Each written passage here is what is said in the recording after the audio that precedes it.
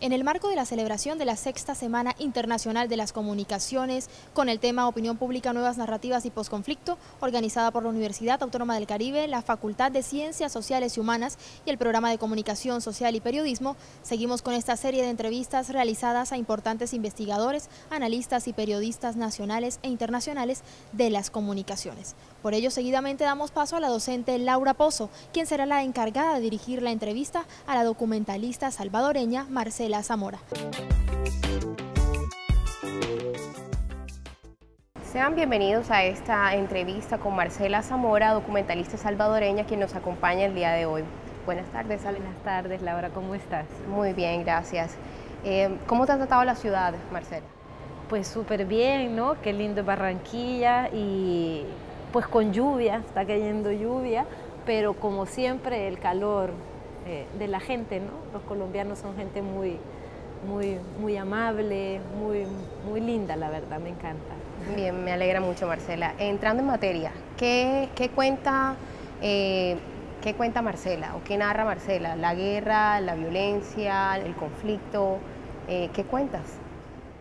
Es una muy buena pregunta. Mira, yo creo que yo me especialicé en cubrir víctimas. Yo siempre, desde que estudié en San Antonio de los Baños, estudié cine, desde que entré a San Antonio de los Baños, comencé a cubrir las víctimas de los conflictos, ¿no? Desde esas esquinas oscuras que nadie quiere alumbrar, ¿no? Esas personas a las que nadie quiere ver. Eso es lo que yo cubro, ¿no? Tengo documentales sobre trabajadoras domésticas, que son las que están siempre metidas dentro de las casas y nadie se da cuenta del sufrimiento que tienen, ¿no? De víctimas de una masacre, las mujeres migrantes, o sea, esas personas a las que nadie quiere ver y a las que nadie quiere escuchar. Es lo que yo cubro, ¿no? En mi carrera.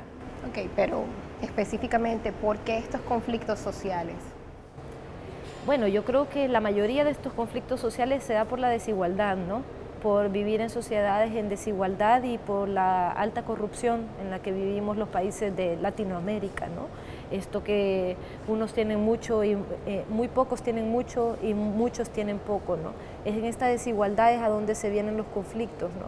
Cuando estas personas, la gente que tiene poco quiere acceder a lo que los pocos tienen, que los pocos que tienen mucho y no lo logran hacer, ¿no? Y estos quieren alejarse de aquí y estos se quieren acercar para acá, entonces aquí que entra el conflicto, ¿no? Entonces este es el tipo de conflicto que yo cubro. Claro.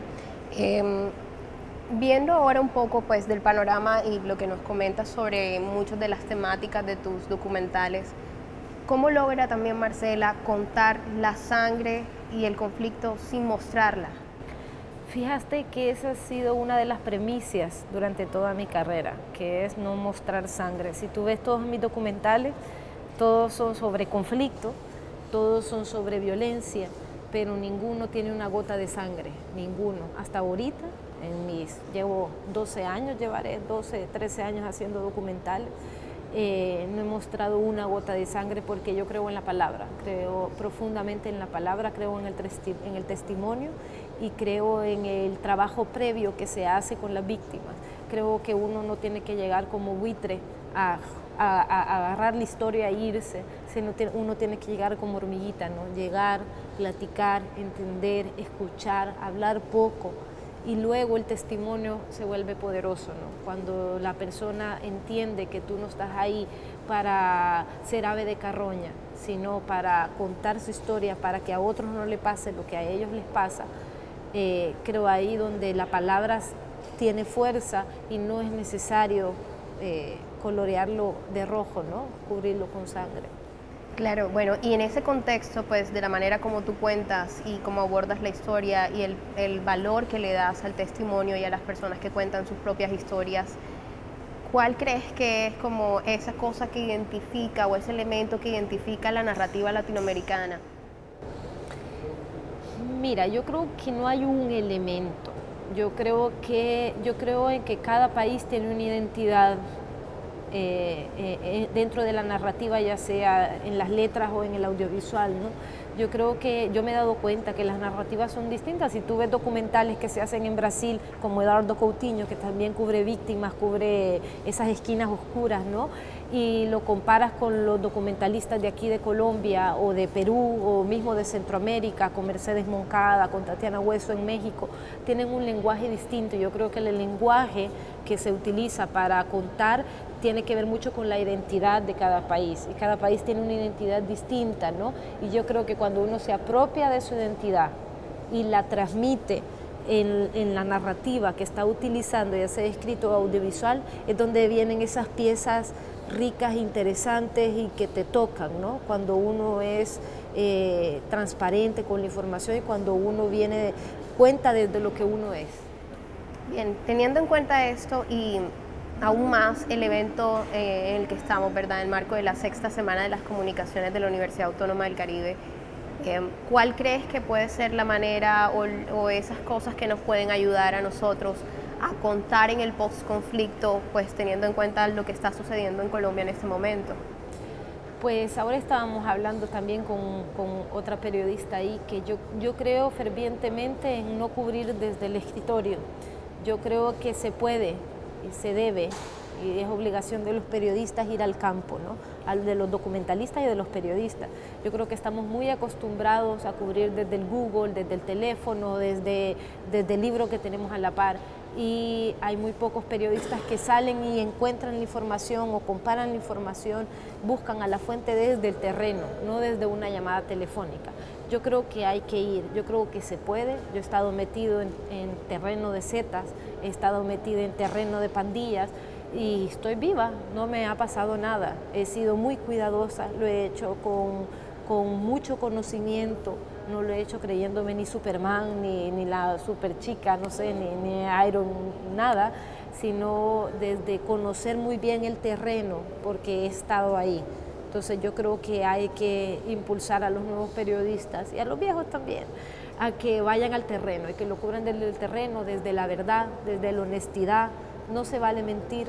Yo no creo, mentir es hacer más fácil las cosas, ¿no? Yo creo que cuando no mentís y decís realmente la verdad, cuesta más, pero luego es mejor. Entonces yo creo realmente en no mentir, en no cobrar y en estar en el terreno. Pero bueno, ¿ha habido algo de autocensura, Marcela, en el proceso que ha llevado a cabo con tus documentales? Ninguno, ni un grado de autocensura, ni un grado. Yo he estado, la mayoría del tiempo en que yo he trabajado para el periódico El Faro, el periódico digital. Nunca se me ha puesto autocensura. Siempre la censura no se me ha puesto. La autocensura como documentalista, hay cosas que no contás porque no querés poner en riesgo a la víctima o porque por eso más que todo, porque podés poner en riesgo la vida de la víctima, pero eso no condiciona mi discurso, a lo que yo quiero decir. Entonces, pero no, a mí no se me ha censurado hasta ahorita, nunca. Vale, ¿y qué tipo, por ejemplo, bueno, hoy que tienes la oportunidad de estar frente a estudiantes y a periodistas y a muchas personas que pues vienen a este evento, ¿crees que habría algunas pautas que les podrías dar a ellos para aprender a contar el conflicto y el post-conflicto, sobre todo en este momento colombiano? Yo creo que hay que conocer muy bien el conflicto, porque eso también pasó en mi país, ¿no? Yo creo que para poder contar las historias en el post-conflicto, tenés que conocer muy bien el conflicto, porque si no se entiende o se queda muy superficial, ¿no? En El Salvador hubo una guerra y estamos en la posguerra, y estamos teniendo más muertos que en la guerra. Entonces, para poder entender esta situación que se está viviendo, hay que conocer muy bien la historia de dónde viene. Y lo otro es, para mí, es lo que te estaba diciendo, ir al campo, ir al terreno, tener valentía, no tener pereza, sino que ir e investigar, permanecer. Creo en la permanencia, creo en los periodistas que van llevando fuentes, aunque sacaron el tema, siguen con la fuente, cubriéndola y entendiendo que tu fuente no solo fue para una noticia, sino que tu fuente puede ser para muchas noticias. Cuidar a tu fuente, visitar a las fuentes, estar al tanto de lo que está pasando en el mundo, porque las noticias se conectan. no es algo alejado, ¿no?, lo que nos está pasando. Entonces yo esos son los consejos que le daría a los periodistas y a los estudiantes, ¿no? Vayan al terreno, conozcan bien la historia, lean, vean cine, también es importante, ¿no? Y sean honestos con ellos y con las personas que tienen enfrente, ¿no? Ahora, Marcela pudo haber contado a través del cine, pudo haber contado a través de crónicas. ¿Por qué el documental y no otro género?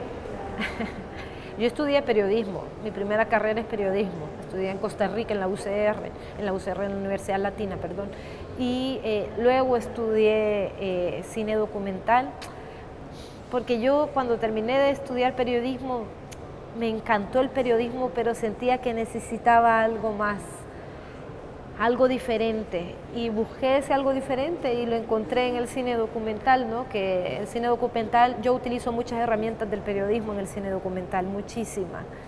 ¿Y por qué? Bueno, porque es la herramienta que me sale más natural para contar una historia. Yo creo que uno tiene que ver con qué herramienta cuenta mejor una historia. Si dibujando, si escribiendo, si actuando, si haciendo cine. Conozco un grupo de teatro en El Salvador que ha decidido hacer teatro documental y está contando historias, como lo cuentan los periodistas, como lo contamos los documentalistas en teatro. Yo creo que cada uno tiene que buscar su herramienta para ser útil en esta sociedad, ¿no? Y poder contar sus historias si es que eso es lo que quiere hacer, ¿no? Vale, hay algo muy interesante en todos tus documentales y en todos los trabajos que pude ver de ti, y es que hay muchas mujeres migrantes. ¿Hay muchas mujeres migrantes o solo es que tú tomas esos puntos de vista de las mujeres y los muestras en tus documentales? No, siempre hay más. Yo hice un documental sobre mujeres centroamericanas migrantes que van hacia Estados Unidos, todos los conflictos que tienen en México, ¿no? Es un María en Tierra de Nadie, es el documental más famoso de los que yo tengo. No hay más mujeres migrantes, hay más hombres migrantes siempre. El número de mujeres se ha elevado, pero nunca ha llegado a ser igual que el de los hombres. Lo que me pasó a mí es que yo vi que siempre se contaba la migración centroamericana hacia Estados Unidos desde el punto de vista de los hombres. Si tú ves todos los trabajos documentales que se han hecho es sobre hombres migrantes. Entonces lo que yo quise hacer fue ponerle una mirada femenina y contar las historias de los migrantes desde la voz de las mujeres. ¿Por qué este título? ¿Por qué el documental en tiempos de guerra? Pues el documental en tiempos de guerra yo te lo puedo responder desde la región a donde yo estoy haciendo documentales, ¿no? Desde Centroamérica, sobre todo el triángulo norte de Centroamérica, que es Guatemala, Honduras y El Salvador, que es ahí está el país más violento del mundo, que es Honduras, y nosotros somos el cuarto, ¿verdad? Yo creo que estamos viviendo una guerra en el triángulo norte de Centroamérica. Yo creo que es una guerra no declarada, es una guerra entre pandillas y que tiene mucho que ver, las razones de esta guerra tienen que ver mucho con la primera guerra que sufrimos, la guerra civil, ¿no? Entonces, yo creo que sí, que estamos cubriendo una guerra, no declarada, pero es una guerra. Y la estoy cubriendo yo desde la víctima. Y bueno, te tengo pues una última pregunta para cerrar, y es, ¿qué crees que representa ese En Tierra de Nadie, verdad? Que tienes en tu documental más famoso. Pues más conocido. Mira, nosotros le pusimos, la verdad no hallábamos título. Yo soy malísima para titular. Todos los títulos que yo decía se morían de la risa todo el mundo. Y el título lo sugirió un amigo catalán, ¿no? Dijo María en Tierra de Nadie. ¿Por qué? Porque María es el nombre más común que hay en mi región. En Centroamérica, mi hija se llama María, yo le puse María. Mi madre se llama María, mi suegra se llama María, mi hermana se llama María. O sea, es un nombre muy común, ¿no? Entonces representa a la mayoría de mujeres el nombre. Y En Tierra de Nadie porque México es tierra de nadie.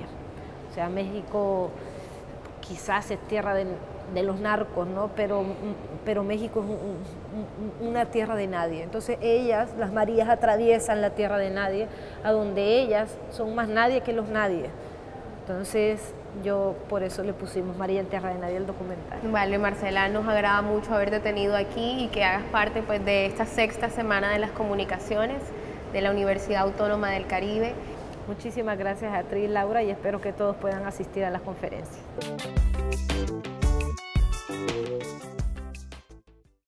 Ya regresamos con este especial de la Sexta Semana Internacional de las Comunicaciones con el tema Opinión Pública, Nuevas Narrativas y Posconflicto, organizada por la Universidad Autónoma del Caribe, la Facultad de Ciencias Sociales y Humanas y el Programa de Comunicación Social y Periodismo.